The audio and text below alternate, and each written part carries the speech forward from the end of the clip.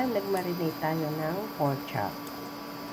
Minarinate lang natin ito sa toyo, oyster sauce, black pepper, mantik sarap, at saka sa Coke.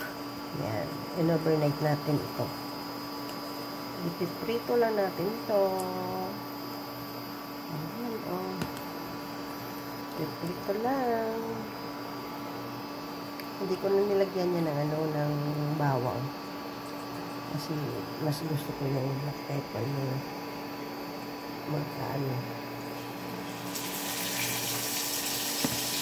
mangibabaw.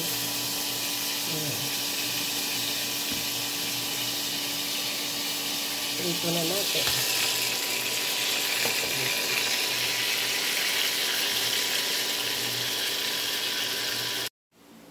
Ito na yung finished product ng ating piniritong pork chop. Diba guys? Ayan o. Perfect. Kaya mag-lunch na tayo.